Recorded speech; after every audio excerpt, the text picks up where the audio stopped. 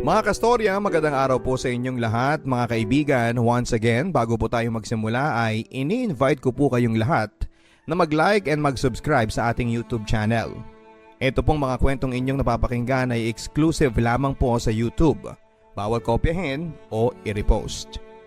At hindi lang po mga drama, kahit po mga video vlogs ay pinopost din po ng inyong papadudot. Ibig sabihin, pwede po kayong matawa, maaliw sa mga pang-araw-araw na ginagawa po ng inyong papadudot. May mga challenges, games at syempre mga drama na ating binabasa. Mga ka-istorya, don't forget to share, like, post your comments at mag-subscribe sa aking YouTube channel. Huwag din kalimutan na pindutin ang notification bell para updated po kayo sa mga bagong post ng inyong papadudot. All you have to do is to send your stories sa ating email address papadudotstories@gmail.com. Kung kayo po ay naiyak, nainis sa nangyari sa bida, huwag niyo pong i-dislike yung kanyang video. All you have to do is to like. Ang ibig sabihin po nun, na-appreciate po ninyo yung kanyang kwentong napagdaanan. Nang sa ganon, siya po ang may malaking tsansang manalo ng 1,000 pesos na pipiliin po natin every month. Papa Dudut Stories.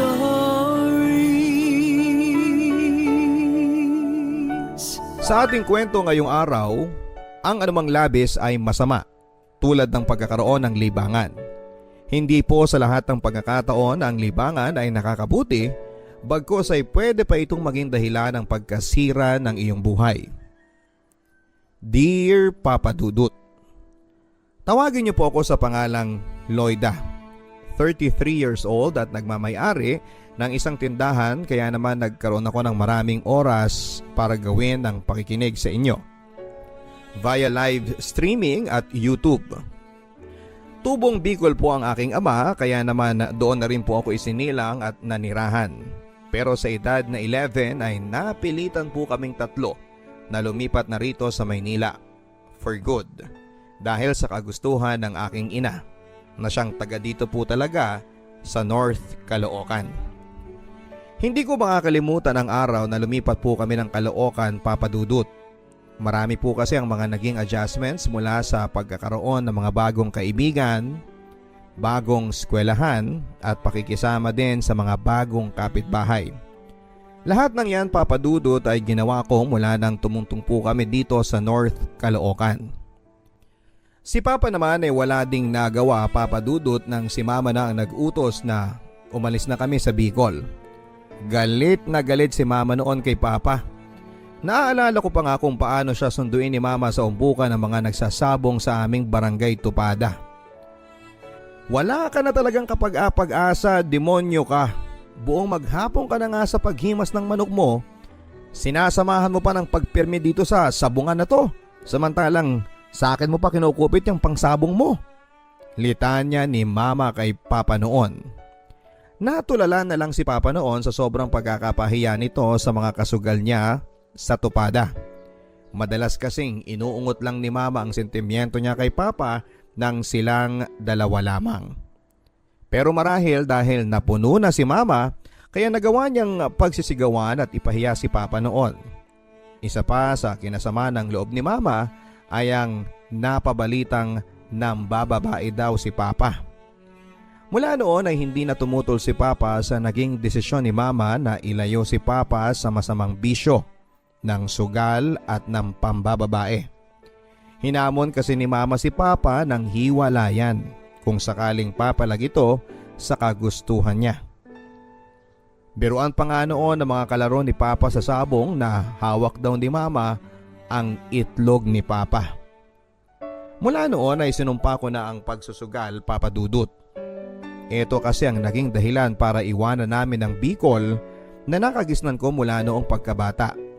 Marami din akong naiwang mga kalaro at mga kaklose na kamag-anak namin na araw-araw ay nami-miss ko. Hindi ako doktor pero masasabi kong nagkaroon ako ng trauma dahil sa sugal at bisyo ni Papa. Naiiyak na lamang ako noon sa tuwing nag-aaway ang mga magulang ko dahil sa bisyong sugal ni Papa. Palibhasa kasi ay only child ako. Kaya naman wala ako mapagsabihan ng mga nagiging sama ng loob ko. Kaya nga hindi ko akalain ang after ilang years at nang magdalaga na ako Papa Dudut ay magagawa ko palang ma-in love sa isang lalaki na may pagkakapareho sa ugali ni Papa. Ang pagkakalulong sa pagsusugal. Walang iba kung hindi si Eman. High school pa lamang ay crush ko na si Eman, Papa Dudut. Kahit pa marami itong bisyo. Nariyang tumataya at nagpapataya pa siya ng ending. Hindi lang yan. Kahit pa karera ng daga ay nabalitaan ko na nakikipus na raw ito. Pambihira talaga si Eman. Nakikita ko sa kanya yung younger attitude ni Papa.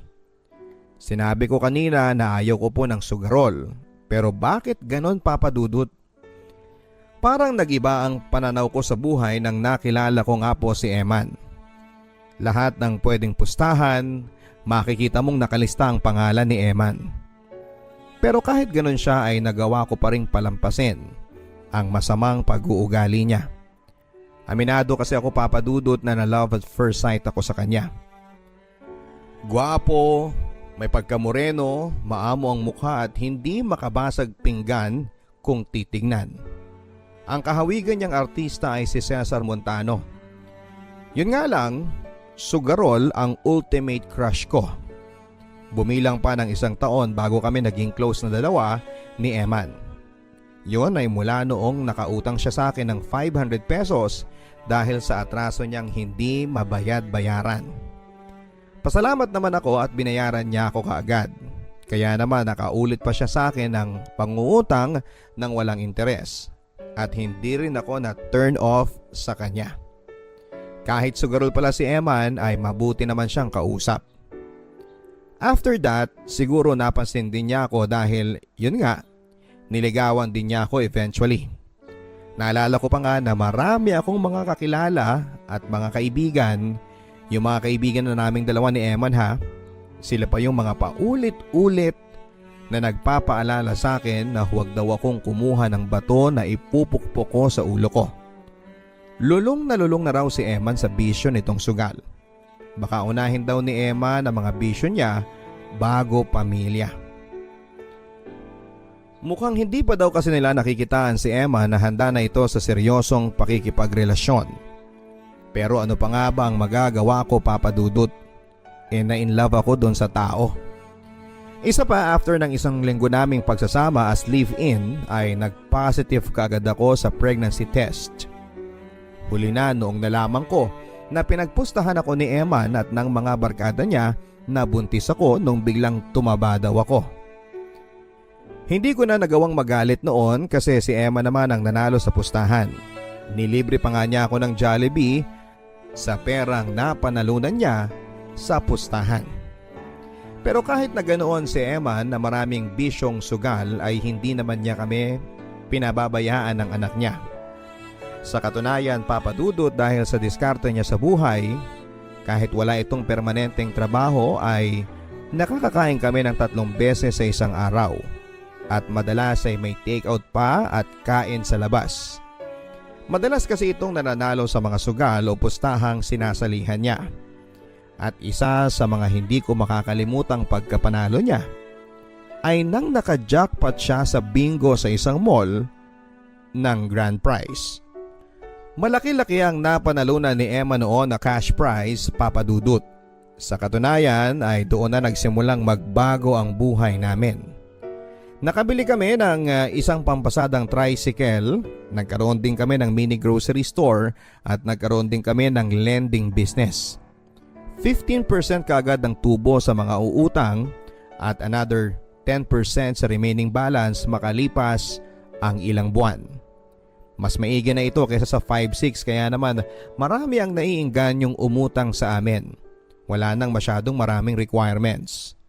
Limpak-limpak na salapi ang binibilang ni Eman sa pang-araw-araw mula noon at masasabi kong hindi rin pala masamang magkaroon ng asawang sugarol. Natagpuan ko na ang swerte at jackpot ng buhay ko.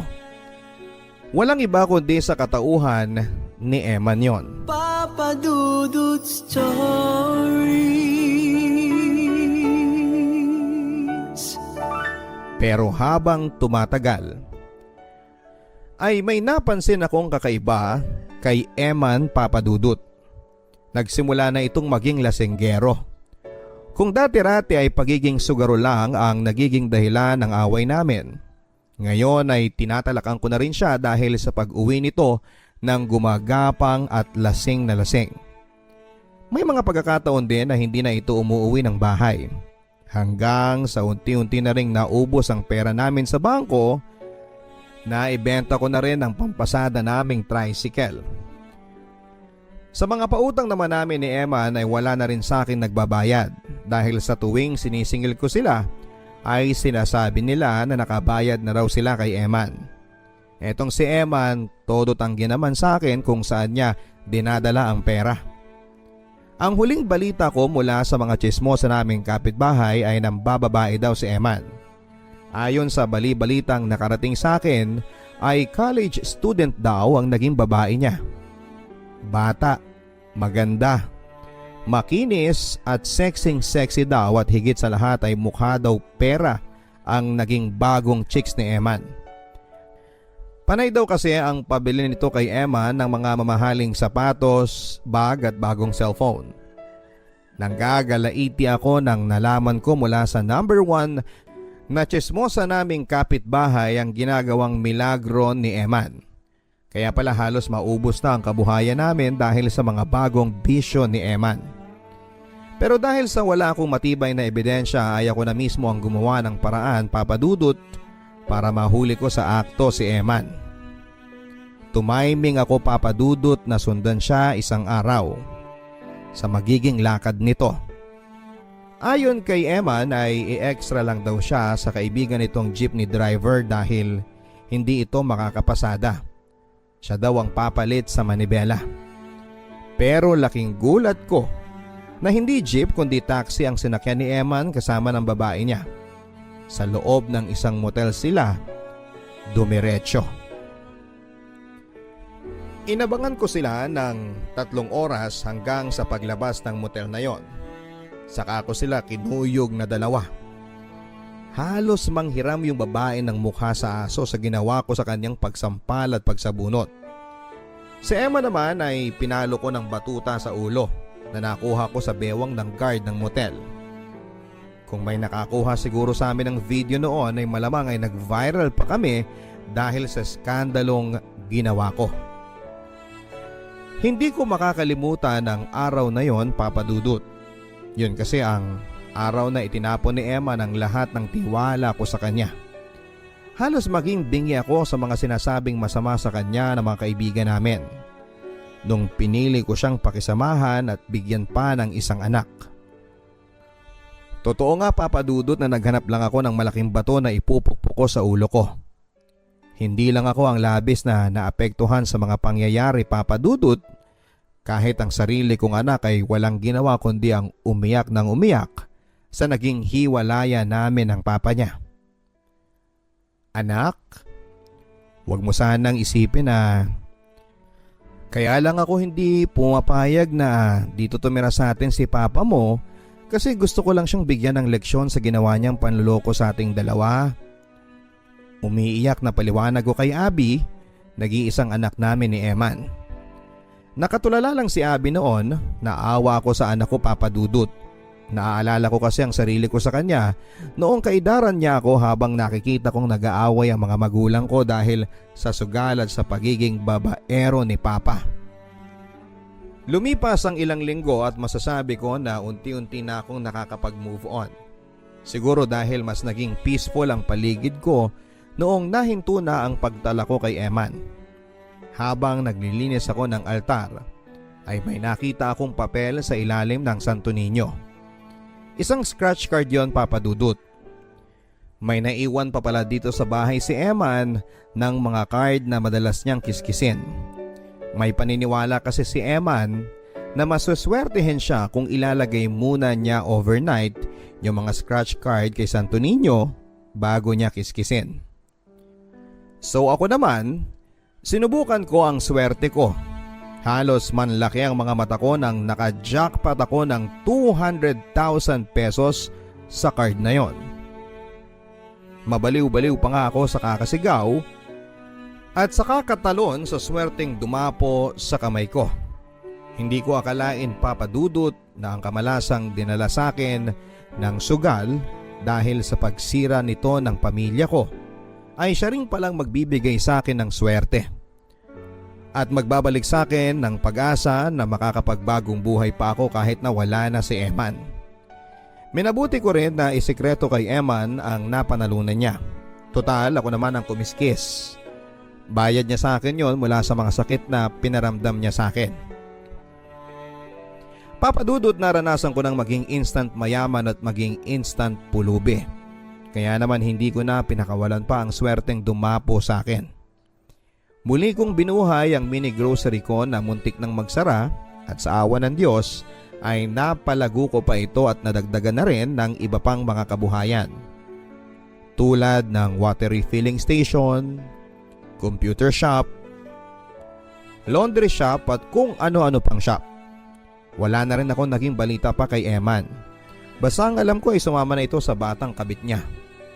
May mga balitang nakarating sa akin na umano ay nahulihan pa daw sila ng kabit niya ng droga sa isang bypass operation. Hindi ko alam kung totoo yun o chismis lang, basta wala na akong pakialam sa kanya. Siyang sumira sa buhay niya dahil sa pagkakalulong niya sa maraming masamang bagay. Sa kasalukuyang panahon, Papa Dudut, ay madami pong mga lalaking nagpaparamdam sa akin. Palibhasa kasi ay hindi naman kami kasal ni Eman, kaya hindi malayong piliin ko na rin pong lumagay sa tahimik balang araw.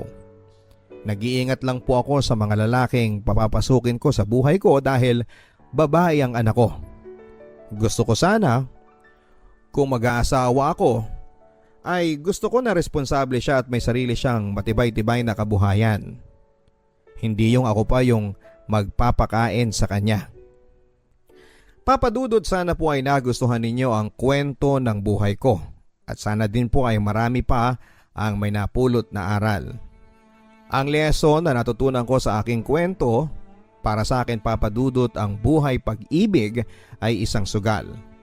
Handa ka dapat tumaya para maka-jackpot. Pero kung manalo ka, huwag mo na sanang lustayin at sayangin dahil 2 beses lang kumakatok ang swerte.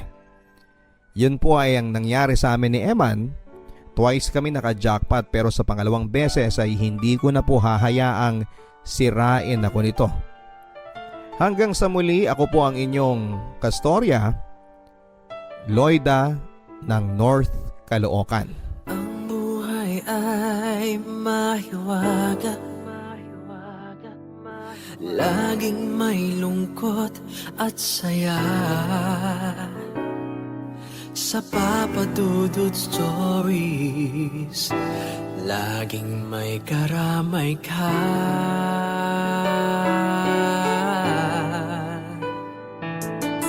Mga problemang kaibigan, dito ay pakikinggan ka. Sa Papa Dudut Stories, kami ay iyong kasama. Dito sa Papa Dudut Stories, ikaw ay hindi nag-iisa.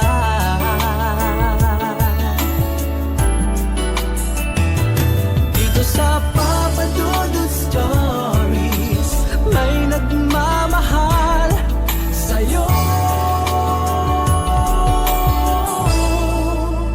Papa Dudut Stories, Papa Dudut Stories, Papa Dudut Stories.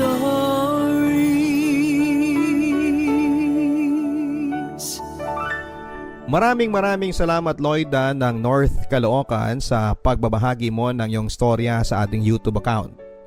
Tama ka, Loida, no? May mga swerteng dumarating sa buhay natin at nasa sa atin yon kung paano natin pangahawakan ang swerteng dumapo sa buhay natin. Napakaswerte mo nga lang na 2 beses na dumapo sa iyo ang swerte. Well, sa simula medyo minalas tayo, no, dahil hindi natin napanghawakan ang swerteng yan at yan din ang naging dahilan ng pagkasira ng pamilya mo. Pero tama ka, hindi mo na dapat sayangin pa ang ikalawang swerteng ibinigay sa iyo ng Diyos. At kung susugal ka nga sa pangalawang pagkakataon sa buhay pag-ibig, ingatan mo na hindi ka na matalo at magkamali pa. Hanggang sa muli mga kaibigan, ako po ang inyong si Papa Dudut. Ini-invite kayong lahat na mag-follow sa aking YouTube channel, pindutin ang bell notification at huwag kalimutang mag-subscribe. Mag-post din ang mga comments ninyo regarding our story. Again, meron po tayong 1,000 pesos na premyo na ibibigay monthly sa ating napakaswerteng sender. Kaya naman kung nagustuhan po ninyo ang kanyang storya, huwag kalimutang pindutin ang like button at mag-post ng inyong mga comments. Huwag din kalimutang manood ang ating mga live video vlogs para updated kayo sa mga happenings sa inyong Papa Dudut. Hanggang sa muli mga kaibigan, ito po ang Papa Dudut Stories. Ang sabi nila sa bawat malakas na bagyong dumarating sa buhay natin ay palaging may kapalit na maaliwalas at maliwanag na isang umaga. Yung mapapabuntong hininga ka na lamang ng malalim at mapapa-thank you kay Lord para sa napakagaan na pakiramdam pagkatapos ng isang malakas na unos ng pagsubok sa buhay mo. At naniniwala ako doon, Papa Dudut, dahil hindi lang isa o dalawang bagyo ang minsang dumaan sa buhay ko. Marami sila pero lahat yon ay kinaya kong lampasan. Papa Dudut, itago nyo na lamang po ako sa pangalang Sandra, 25 years old, tiga Makati at nagtatrabaho bilang published writer sa isang kilalang publishing company na hindi ko na po babanggitin ang pangalan. Para na rin po maitago ang ilang impormasyon tungkol sa aking sarili. Papa Dudut, matagal na rin po akong avid listener ng inyong programa. At isa po kayo sa mga dahilan kung bakit at paano ako nagsimulang mangarap noon na maging isang manunulat. Hayaan niyo pong simulan ko ang aking kwento noong ako'y bata pa lamang. Isa po akong anak sa pagkadalaga ng mama ko, Papa Dudut. Nasa 4th year college daw siya nang ipinagbuntis niya ako. Pero hindi raw siya pinanagutan ng papa ko. Na kahit kailan nga ay hindi na niya nakita pa. Kaya isang taon daw munang huminto si mama ng pag-aaral noon. Mabuti na lang daw at mabait ang nanay niya at sinuportahan ng pagbubuntis niya hanggang sa makapanganak siya. Bumalik siya ng pag-aaral habang ako naman ay inalagaan ng lola ko na noon ay nasa probinsya, Papa Dudut. At nang makatapos nga po ng college si mama ay nagkaroon kagad siya ng maayos na trabaho at hindi nga po nagtagal ay nagkaroon na rin siya ng bago at sarili niyang pamilya. Sa totoo lang, Papa Dudut, noong bata pa po ako ay hindi ko po talaga masyadong tanda ang mukha ng mama ko. Hindi niya po kasi ako masyadong dinadalaw sa bahay ni Lola. At kung dumalaw man siya ay hindi niya ako masyadong kinakausap. O kahit niyayakap man lang. Papa Dudut, 8 years old po ako nang mamatay ang lola ko na matagal na nag-alaga sa akin. At sa halos 2 taon mula nang mawala siya ay naranasan ko kung paano ako pagpasapasahan ng mga kamag-anak ko. Dahil kung kani-kanino na lamang po ako pinaalaga ni mama para lang hindi niya ako masama sa masayang pamilya nila. Papa Dudut, kagaya po ng nabanggit ko kanina ay never akong naka-experience ang yakapin ni mama. Puro sigaw at minsan ay pananakit lang ang nakukuha ko mula sa kanya. Pero kahit na ganoon siya sa akin ay mahal na mahal ko pa rin po si mama. Dahil palaging sinasabi sa akin noon ni Lola noong nabubuhay pa siya na mahal daw ako ni mama. May dahilan lang daw talaga kung bakit ayaw niya akong isama sa bago niyang pamilya. Yun ay dahil hindi alam ng asawa at mga anak niya na nagkaroon siya ng anak sa pagkadalaga. Maswerte pa rin daw ako kay mama kasi hindi niya ako pinalaglag noon. Kaya yun po ang ipinagpapasalamat ko sa kanya. Kahit pa nga madalas ay malupit siya sa akin. Utang na loob ko pa rin sa kanya ang buhay ko. Papa Dudut, mabait naman ang tita ko na pinagbili na ni mama na mag-alaga sa akin. Nang umuwi nga po siya ng bahay at nakita niya akong umiiyak, ay kaagad niya akong niyakap at sinabi niya na huwag na akong malungkot. Meron po palang 2 anak na lalaki ang tita ko, pero ang panganay niya po ay palaging wala sa bahay. Matagal na rin pong patay ang asawa niya kaya masipag siyang magtrabaho para sa 2 anak niya. At dahil araw-araw din pong nasa trabaho si tita, ang bunsong anak niya na si Kuya Ryan ang palagi kong kasama sa bahay. Ang alam ko po kasi ay huminto na siya sa pag-aaral kaya naging tambay na lamang siya. Mabait naman po siya, Papa Dudut. At akala ko, isa siya sa mga tao na magpaparamdam sa akin ng pagmamahal mula sa isang pamilya.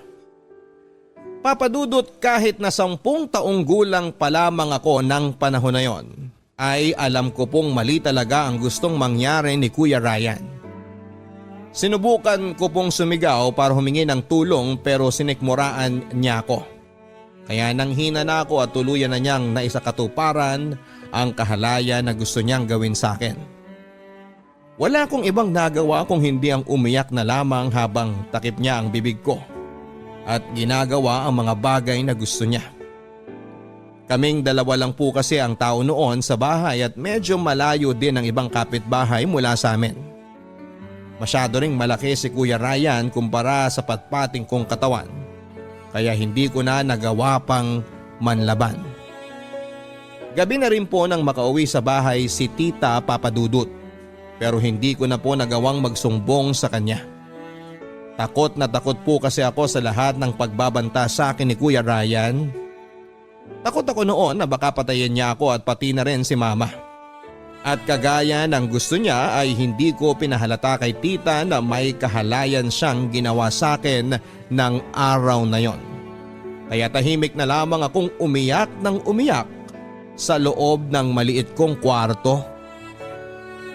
Papa Dudut, hindi ko na po ulit sinuot ang duster na ibinigay sa akin ni tita.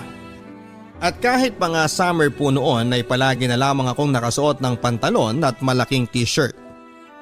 Pero kahit ibalot ko pa yata sa makapal na kumot ang buong katawan ko, ay mauulit at mauulit pa rin ang kahalayan na ginagawa sa akin ni Kuya Ryan. Ginagawa niya po yon kapag kaming 2 lang ang magkasama sa bahay. Nag-umpisa sa 1 beses sa 1 linggo hanggang sa halos araw-araw niya po akong pinagsasamantalahan. Lalo na sa gabi, Papa Dudut. Kapag tulog na ang lahat at malalim na ang gabi, ay pinapasok po niya ako sa aking kwarto. Kahit kinakandado ko po yon ay nagagawa niya pa rin buksan dahil meron siyang susi para sa buong bahay. Papa Dudut, gustong gusto ko na po talagang magsumbong sa tita o sa mama ko. Gusto ko na pong itigil ni Kuya Ryan ang kababuyan na ginagawa niya sa akin noon. Pero natalo po ako ng takot na baka totohanin niya ang mga pagbabanta niya sa akin at gawan niya ng masama ang mama ko kagaya ng paulit-ulit niyang pananakot sa akin. Papa Dudut, ng mga panahon na yon, pakiramdam ko po talaga ay mag-isa na lamang ako sa mundo. Kahit nandyan si mama o ang ibang kamag-anak namin, ay hindi ko naman sila matawag na pamilya. Dahil ni konti ay wala akong naramdaman na pagmamalasakit o pagmamahal mula sa kanila. Opo, mabait ang mami ni Kuya Ryan sa akin kapag nag-aabot sa kanya ng pera si mama. Pero kapag nade-delay ang bigay ni mama ng pera, ay ako naman ang pinagbubuntungan niya ng init ng ulo niya. Kaya nga po hindi ko na rin sinubukan pa na sabihin sa kanya ang ginagawa sa akin ni Kuya Ryan. Dahil baka pareho lamang silang mag-isip ni mama at sabihan pa na nagsisinungaling lamang ako. Tumagal pa po ng 3 taon ang pagtira ko sa bahay ng tita ko, Papa Dudut. At sa loob ng 3 taon na yon ay paulit-ulit akong nagawang pagsamantalahan ni Kuya Ryan. Wala po akong sinabihan o kahit na sinong pinagsumbungan dahil alam ko naman na wala ring maniniwala sa akin. Hanggang sa kinailangan na naman akong ipasa ni mama sa ibang kamag-anak namin dahil nag-decide na magtrabaho sa abroad ang tita ko. Inihatid ako ni mama sa bahay ng isa ko pang lola. Kapatid siya ng lola ko na dating nag-alaga sa akin at masasabi ko na hindi sila pareho. Dahil parang wala ring pakialam sa akin ng lola ko kagaya ni mama. Magkasama man kami sa isang bahay ay hindi naman kami madalas na mag-usap. Pero nagpapasalamat na rin ako na kahit papaano ay naputol na ang kademonyohan na ginagawa sa akin ng pinsan ko. Kaya naman pinilit ko na lamang kalimutan ang masalimuot na parte na yon ng aking buhay. Masakit at mahirap pero ayoko nang paguluhin pa ang sitwasyon at pamilya namin. Pinilit ko na lamang na maging masaya kasama ang lola ko. Ang hindi ko alam, Papa Dudut, ay nakatakda na pala na maulit ang lahat noong 18 years old na ako. Papadudot, kagaya ng nangyari noon sa bahay ni na Kuya Ryan ay wala na ulit akong nagawa pa. Kung hindi ang hayaan na gawin sa akin ng dentista ko ang lahat ng gusto niyang gawin. Ang hindi ko lang maintindihan ay kung bakit palagi kong naririnig sa kanila ni Kuya Ryan na masisiyahan o mag-i-enjoy ako sa gagawin nila. Pero kahit kailan naman ay hindi yon nangyari. Dahil wala po akong ibang naramdaman kung hindi ang sakit at pandidiri sa sarili ko at sa kanilang ginagawa. Pagkatapos nga po akong pagsamantalahan ng dentista ko, Papa Dudut, ay pinagbantaan niya ako na huwag raw akong magsusumbong sa kahit na sino. Dahil kapag ginawa ko raw yon ay sisiraan niya ako at si mama sa mga katrabaho nito. Marami raw siyang koneksyon at alam niya kung saan nagtatrabaho si mama. Sinabi niya rin na close daw siya sa boss ni mama kaya kayang-kaya niya raw na ipatanggal sa trabaho ang mama ko. At kagaya ng dati, Papa Dudut, ay wala po akong kahit na sinong pinagsabihan ng tungkol sa mga nangyari. Muli kong sinarili ang pag-iyak ko pati na rin ang lahat ng sakit na naranasan ko sa kamay mismo ng dentista ko. Gustuhin ko man na may mapaglabasan ako ng bigat na nararamdaman ko. Isang tanong ang palaging pumapasok sa isipan ko. Meron pa bang tao na maniniwala sa akin at sa lahat ng mga sasabihin ko? Papa Dudut, hindi na ako nagsumbong pa sa ginawang kahalayan sa akin ng dentista ko. Pero hindi na rin ako bumalik pa sa klinik niya. Hindi naman ako nahirapan na maghanap ng bagong dentista para sa bakal na nasa ngipin ko. Kaya lang ay nahirapan po akong kalimutan ang sakit na parabang naging peklat na sa dibdib ko dahil sa ginawa ng dentista ko sa akin. Naging dahilan po yun para mamuhi ako sa mga lalaki. Pakiramdam ko po noon ay wala silang ibang gusto sa aming mga babae kung hindi ang gawin lang na pampalipas oras at parausan nila. Kaya nga po dumating ako sa oras na kung kani-kaninong lalaki na lamang ako nakikipagrelasyon. At ang mas masama pa doon ay kung kani-kaninong lalaki na lamang din ako sumasama at may nangyayari sa amin. Kaya may oras po noon na kapag gumigimik po kami ng barkada ko at nalalasing ako, ay wala na akong pakialam pa sa kung ano man ang gawin sa akin ng lalaking makikilala ko sa gabi na yon. Dahil pare-pareho lamang po sila na wala ng respeto sa akin at walang ibang gusto kung hindi ang magamit at pagsamantalahan ng katawan ko. Naging pariwara talaga ako sa buhay ko, Papa Dudut, at dahil maluwag naman sa akin ang lola ko at walang pakialam si mama sa akin ay nagagawa ko ang lahat ng gusto ko sa buhay at sa sarili ko. Papa Dudut, sa totoo lang po ay medyo nagtataka ako sa nangyari ng araw na yon. Para bang may mali. Noon lang po kasi ako nagising sa isang lugar na may suot po akong maayos na damit at dinalhan pa ako ng breakfast in bed. Mabilis po kasi talaga akong malasing, Papa Dudut. Kaya kapag gumigimik kami ng mga kabarkada ko at pare-pareho na kaming lasing, ay nagigising na lamang po ako kinabukasan na nasa isang lugar o kwarto. At wala na akong kahit na anong damit habang katabi ang isang lalaki na wala ding suot. Hindi ko na rin po ginawang big deal yon kasi alam ko naman sa sarili ko na wala nang mawawala pa sa akin. Kaya mas in-enjoy ko na lamang po ang buhay at katawan ko kasama ang iba't ibang lalaki. Pero Papa Dudut, sa lahat ng lalaking nakilala ko sa bar ay si Vincent po ang pinakakakaiba. Ramdam ko po kasi ang sincerity noong magkausap kaming dalawa sa bahay niya. Noon lang din po ako nakaramdam ng respeto mula sa ibang tao. At aaminin ko na type ko rin talaga si Vincent. Kaya naman natapos ang araw na yon na nagkapalitan kaming dalawa ng mga cellphone number. Naging madalas po ang pagte-text at tawagan namin ni Vincent, Papa Dudut. Pinupuntahan niya rin po ako sa eskwelahan ko para sunduin niya ako. At habang tumatagal, ay mas lalo po kaming nagiging close na dalawa.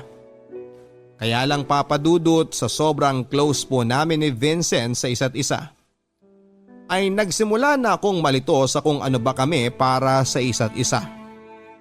Madalas kaming magka-text ng mga salitang I miss you, gusto na kitang makitang muli, at umabot na rin sa pagpapalitan namin ng message na I love you. Gusto ko nang i-assume noon na may relasyon na talaga kaming dalawa, Papa Dudut. Kaya lang ay pinipigilan ko ang sarili ko.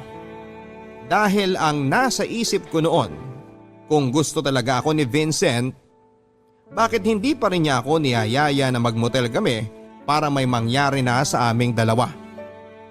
Kaya naman hindi ko talaga tinatak sa isipan ko na gusto o mahal ako ni Vincent. Hanggang sa isang araw na nagbar kami ng mga kaibigan ko at nalasing ulit ako. Hindi ko na masyadong alam ang ginagawa ko noon. At napansin ko na lamang na may kahalikan na akong ibang lalaki, Papa Dudut.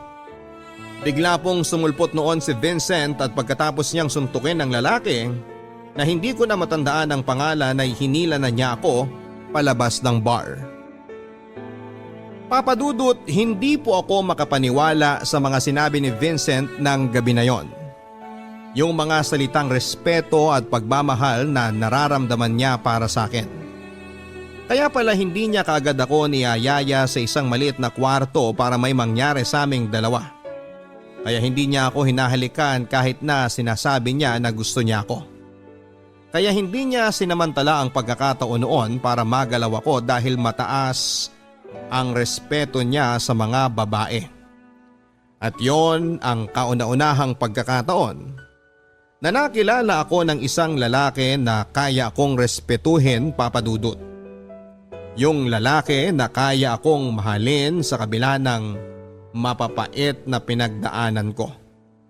Sinabi ko na rin po kasi sa kanya ang lahat ng nangyari sa akin sa kamay ng pinsan ko at nang naging dentista ko noon.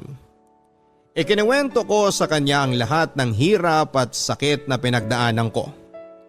Iniyak ko sa kanya ang bigat na nasa dibdib ko nang matagal ko nang sinosolo at tinatago.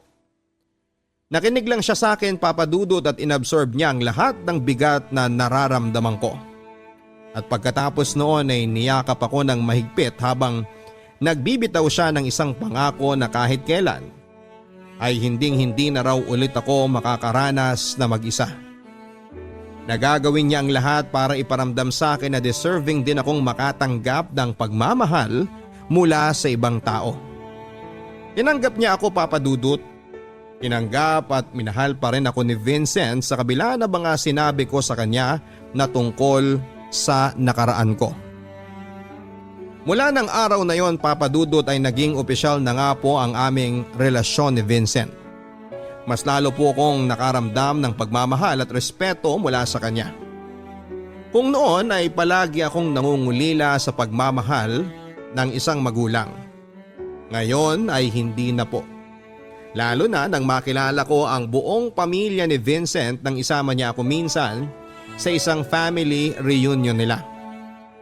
Mabait po ang pamilya niya, lalo na ang mga magulang niya. Kinausap rin ako ng mami niya at sinabi na ituring ko na raw siya na parang mami ko na rin. Kaya naman, Papa Dudut, wala na po akong mahihiling pa sa halos 6 na taong relasyon namin ni Vincent. Nakakatanggap ako ng pagmamahal mula sa lalaking mahal ko at mula na rin sa kanyang buong pamilya. Si Vincent din ang nagpapaalala sa akin na huwag ko raw sanang kimkimin habang buhay ang sama ng loob ko sa mama ko. Dahil kahit ano pa man ang nangyari ay utang na loob ko pa rin daw kay mama ang buhay ko. Sa totoo lang, Papa Dudut, ay hindi ko na rin po masyado pang naaalala ang bigat na naramdaman ko noon dahil sa pagiging walang pakialam sa akin ni mama. Ang mahalaga naman ngayon ay nandyan palagi si Vincent at pati na rin ang kanyang buong pamilya. Isa pa, Papa Dudut, kaya rin siguro nabawasan na ang bigat na nararamdaman ko dahil nalaman kong 2 taon na ang nakakaraan na nakulong ang pinsang kong si Kuya Ryan dahil sa pambubugbog niya sa kinakasama niyang babae. At nang minsang silipin ko naman ang Facebook ang buhay ng naging dentista ko na nang molest siya sa akin noon ay nalaman ko na namatay ang anak niyang babae dahil sa sakit nito sa dugo. Noon ko naisip na may kanya-kanya rin talagang karma ang bawat tao at bumalik na sa kanila ang kahayupan na ginawa nila sa akin noon. Kaya naramdaman ko na oras na para magpatawad ako kahit na hindi naman sila humihingi ng tawad sa akin. Oras na para kalimutan ko ang masakit na napakadilim na bahagi ng buhay ko na ito. Papa Dudut, gusto ko lang din po magpasalamat para sa pagbibigay ninyo ng opportunity na maibahagi ko ang aking kwento. Marami po akong bagay na pinagsisihan noon sa buhay ko. At isa na po doon ay nang hayaan ko ang sarili ko na maging isang bulag at pipin na biktima sa karahasan ng masasamang tao. Naging mahina po talaga ako at takot noon. Pero ngayon po ay kaya ko nang lumaban. Kaya sana po sa lahat ng kabarangay natin na minsang naging biktima ng karahasan, huwag niyo po akong gagayahin na naging bulag at pipi sa katarungan na dapat ay noong ko pa na ibigay sa sarili ko. Lahat po tayo ay deserving na lumaban. Lahat po tayo ay deserving na irespeto. Dito ko na rin po tinatapos ang sulat ko. Muli po ay maraming salamat sa inyo, Papa Dudut. Sandra.